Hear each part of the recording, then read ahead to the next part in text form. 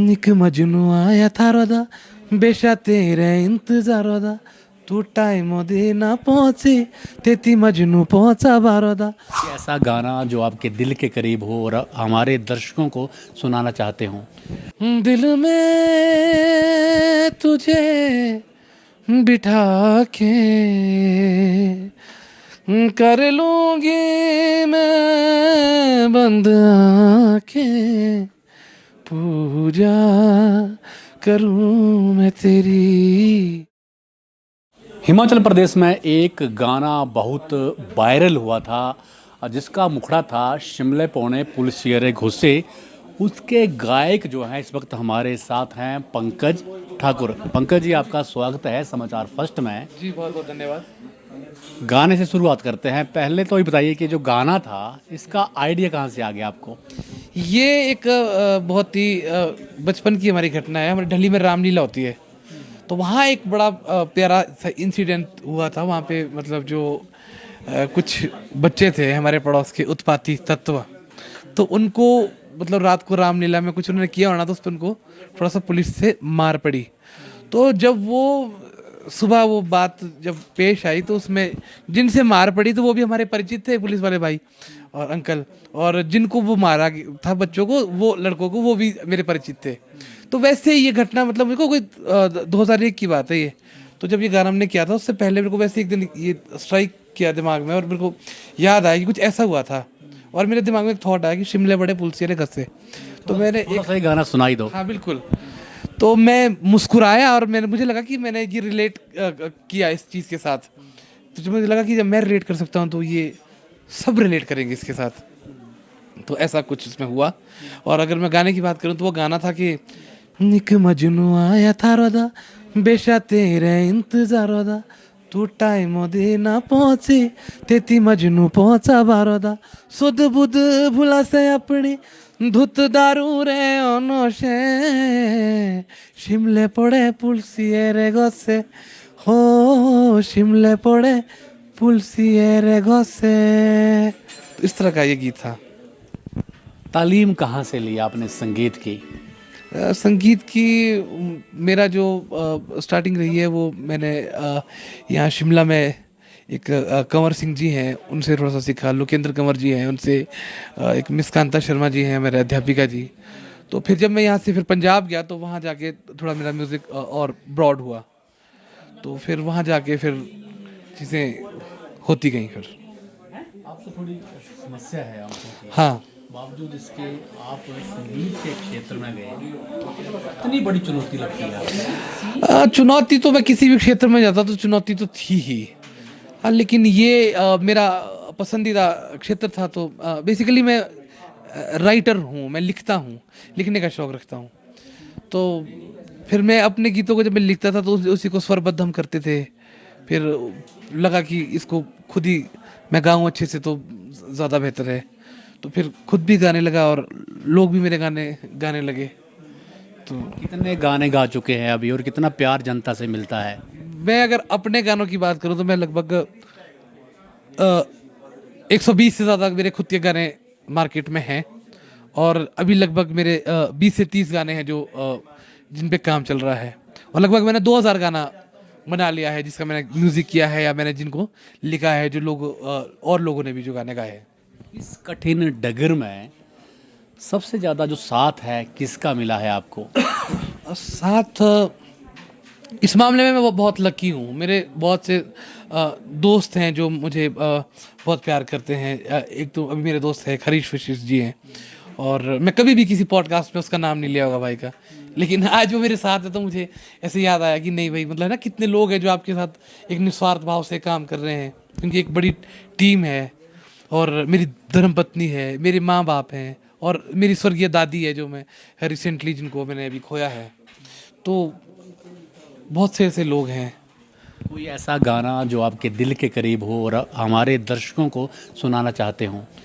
ऐसे बहुत सारे गाने हैं मेरे, तो हर गाने को लोगों ने इतना प्यार दिया है कि उसको, मेरी छोटी सी कोशिश को अर्शों पे बिठाया है। तो एक गाना मैंने गाया था कि कहीं सुने आज काले बंद गे कम रे नोए नोए ठाकुर रे गाने हो नोए नोए ठाकुर रे गाने गे शोरिए नोए तिस डिम्पल रे गाने हो बोला मानू नहीं मिला कुएर का गे ढोंगोरा याद आए आशिकों पुराने हो याद आए आशिकों पुराने गे शोरिए याद आए आशिकों पुराने हो। बहुत खूब। आपको पहाड़ी गानों का जो ये आइडिया कहाँ से आया? पार्टी गानों का मैं बस वैसे ही आया था, कुछ दिनों के लिए घर आया था तो मैंने एक एल्बम बना लिया 2012 में। वो एल्बम चल गया तो फिर मैं सिंगर हो गया। तो फिर उसके बाद मुझे लगा कि मैं थोड़ा सा और बड़े लेवल पे कुछ कर सकता हूँ, तो मैंने अपना रिकॉर्डिंग स्टूडियो शुरू कर लिया। फिर उस वक्त कोविड आ चुका था 2020 में, शोज़ वगैरह हो नहीं रहे थे। तो फिर अपने रिकॉर्डिंग स्टूडियो शुरू किया। तो फिर being a writer, music director, composer, singer, producer मैं काम कर रहा हूँ। और आज भी जब हम मिले हैं तो एक दायित्व निभाने के लिए मिला हूँ कि आज हमने एक बहुत खूबसूरत सिंगर को लॉन्च किया है जिनका नाम है नीलम नीलू। और उनका एक भजन का हमने एल्बम लॉन्च किया है सनातन धारा, जिसमें कि 4 भजन हैं और 4 भजनों का म्यूज़िक भी मैंने किया है और इसको लिखने का भी मुझे सौभाग्य मिला है। और इसको जो आवाज़ से संजोया है वो हमारे नीलम नीलू जी हैं, उन्होंने इसको गाया है। संगीत की राह पे आप चले हुए हैं, सरकार से कोई मदद मिलती है या फिर आप सिर्फ जो स्टेज शो है उससे ही पैसा कमाते हैं?